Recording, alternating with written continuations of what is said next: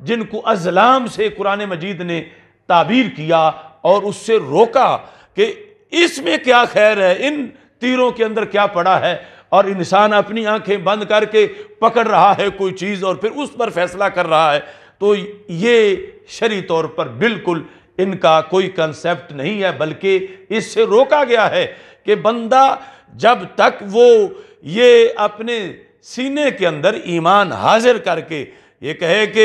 یہ جو لوگوں کی باتیں ہیں کہ سامنے پرندہ ملے وہ دائیں اڑ کے جائے تو پھر تو چلے جانا چاہیے، بائیں اڑ کے جائے تو پھر سفر نہیں کرنا چاہیے، یا بلی ملے وہ دائیں جائے تو پھر تو اس کام میں کامیابی ہو جائے گی، بائیں جائے تو ناکامی ہو جائے گی، یہ سارے ممنوع معاملات ہیں۔ یعنی بندے نے اپنے دل میں یہ کہنا ہے کہ رب تو غیب جانتا ہے، تو علام الغیوب ہے اور مجھے کوئی پتہ نہیں۔ تو اللہم، یہ دوبارہ اللہم سے پھر آگے دعا میں بات شروع کی جاتی ہے، اللہم ان کنت تعلم، اگر تو جانتا، تو یہ مطلب نہیں کہ اس کہنے والے کو شک ہے کہ پتہ نہیں جانتا ہے یا نہیں، وہ تو پہلے اقرار کر چکا ہے، تو یہ انداز مبالغہ کا انداز ہے۔ ان کنت تعلم ان ھذا الامر خیر لی، اگر تیرے علم میں یہ ہے کہ یہ کام میرے لیے خیر ہے، یہ کام میرے لیے خیر ہے، اس کا خیر ہونا تیرے علم میں ہے۔ خیر کیسے کیسے؟ فی دینی، میرے دین میں بھی خیر ہے دین کے لحاظ سے، و معاشی، میری معیشت کے لحاظ سے، و عاقبات امری، اور میری آخرت کے لحاظ سے۔ یعنی خیر تین طرح کی، ایک تو میرے دینی لحاظ سے میرے لیے خیر ہے، دوسرا معیشت یعنی دنیاوی لحاظ سے میرے لیے خیر ہے، اور تیسرا آخرت کے لحاظ سے میرے لیے خیر ہے، اور یہ تینوں طرح خیر ہونا تو ہی جانتا ہے کہ یہ میرے لیے کام، یہ سودا خریدنا نہ خریدنا، باہر نکلنا اس سفر کے لیے نہ نکلنا، یہ تیرے علم میں دین، معیشت اور آخرت کے لحاظ سے اگر خیر ہے تو پھر اے اللہ فَقْدُرْهُ لِي، پھر اسے میرا مقدر بنا دے، مجھے اس پر طاقت دے، مجھے اس پر قدرت دے کہ میں یہ کام کر سکوں۔ اور اس میں ایک روایت جو ہے وہ عاقبات امری کی جگہ یہ ہے عاجل امری و عاجل ہی، یعنی پہلے عین کے ساتھ ہے اور پھر حمزہ کے ساتھ، جس طرح وہ نکاح کا حق مار لکھا جاتا ہے معجل جو اسی وقت ادا کیا جاتا ہے، اور دوسرا حمزہ کے ساتھ معجل جو بعد میں دیا جاتا ہے۔ تو عاجل کا مطلب ہے دنیا اور عاجل کا مطلب ہے آخرت، کہ یا اللہ جو جلدی کا یہ معاملہ ہے اس میں بھی بہتر ہو، اور آگے بعد والے معاملے میں میرے لیے جو بہتر ہے اے اللہ وہ تو مجھے توفیق عطا فرما۔ اللہم، پہلے فَقْدُرْهُ لِي، ایک تو مجھے قدرت دے، دوسرا یسرہ لی، یہ میرے لیے آسان کر دے، تیرے نزدیک جو میرے لیے بہتر ہے اس پر مجھے توفیق بھی دے اور اسے میرے لیے آسان کر دے۔ ثم بارک لی فیہ، پھر اس میں تو مجھے برکت بھی دے۔ یعنی یہ ہے وہ دعائے استخارہ جو ایک سورت کی طرح رسول اکرم صلی اللہ علیہ وسلم اپنے صحابہ کو تعلیم دیتے رہے، جس طرح قرآن کی سورت پڑھائی جاتی ہے۔ وَإِن كُنْتَ تَعْلَمُ، اب دوسرا پہلو ہے، اگر تیرے علم میں یہ ہے أَنَّ هَذَا الْأَمْرَ شَرٌّ لِّي، کہ یہ کام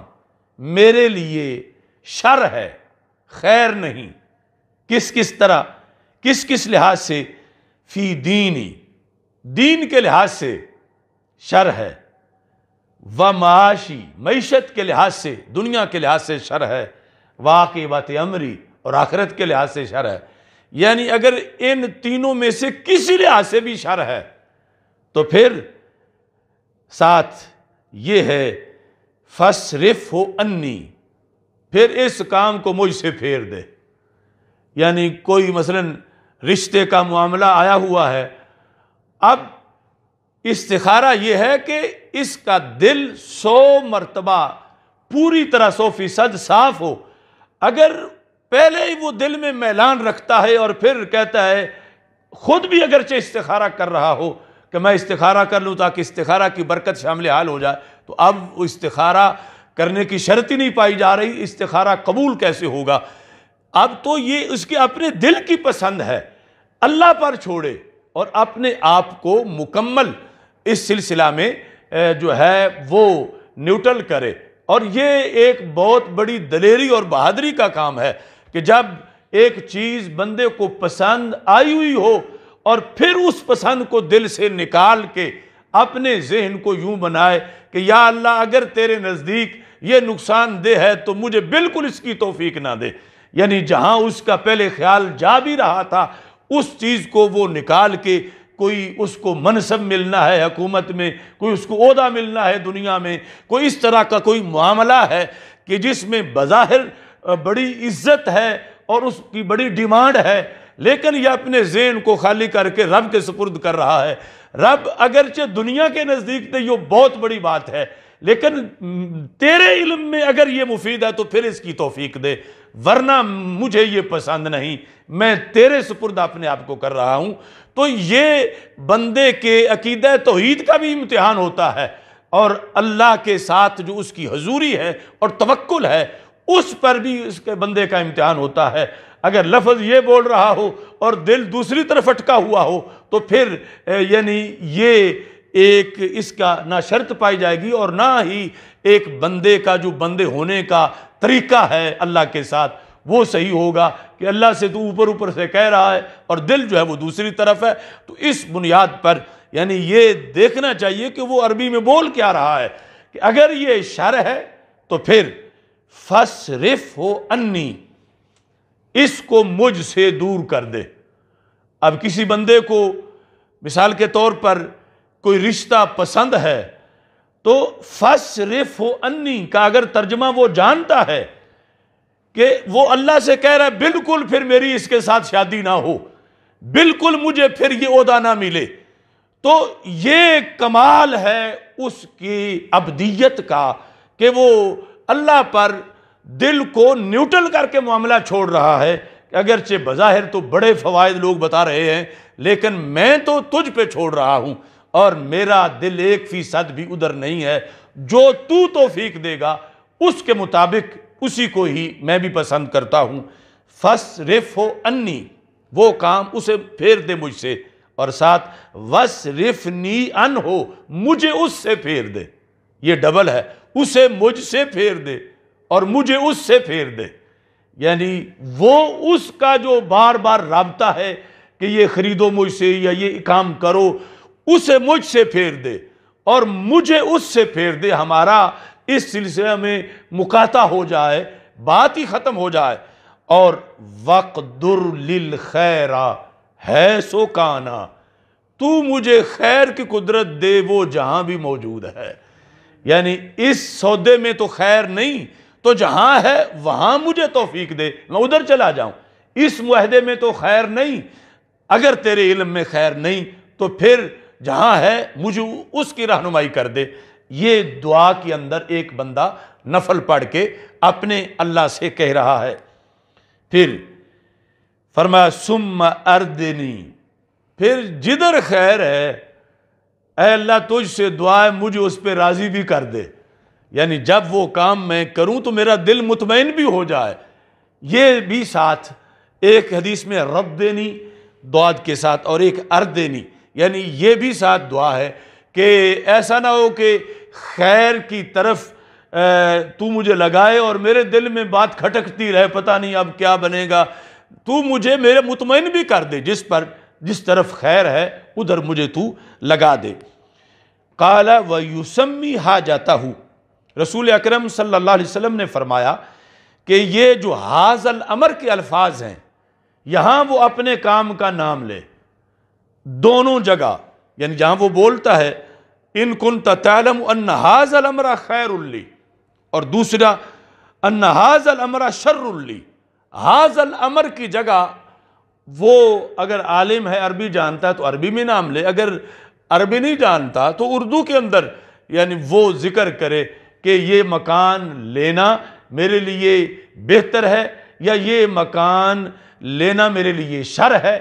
یا یہ سودا یا یہ رشتہ یا یہ سفر کوئی بھی اس کا وہاں پہ نام ذکر کر دے، جہاں عربی زبان میں حاضل امر ہے، حاضل امر بولتے ہوئے یا تو دل میں وہ کم از کم وہ چیز لائے، یا حاضل امر بول کے اس کا اردو کے اندر ہی ذکر کر دے۔ اس کا بیچنا، اس کا خریدنا، یہ سارے معاملات، وہ لاکھوں کروڑوں معاملات ہو سکتے ہیں، ان سب کے لیے جامع یہ الفاظ ہمیں ہمارے آقا صلی اللہ علیہ وسلم نے عطا فرمائے ہیں۔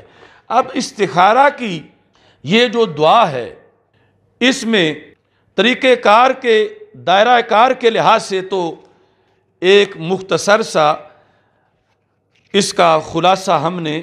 بیان کر دیا ہے کہ ہر کام، ادھر یہ بھی ہے کہ ہر کام میں کرنا بھی ہے، اور وہ ہر اس لحاظ سے چھوٹا ہو یا بڑا ہو، اور دوسرا یہ کہ جہاں شریعت فیصلہ دے چکی ہے وہاں استخارہ نہیں، جہاں فیصلہ نہیں ہے مباح کام، یعنی کرنا بھی مباح ہے، نہ کرنا بھی مباح ہے، اس کے اندر سے جو ہے وہ پھر اللہ کے سپرد کیا جا رہا ہے، اور اس میں یہ دعا کی جا رہی ہے نفل پڑھنے کے بعد۔ اس کے اندر طریقہ کار کے لحاظ سے بھی بہت اہم باتیں ہیں، جس طرح کہ ایک تو پہلی گفتگو میں شرائط کے لحاظ سے ذکر کر دیا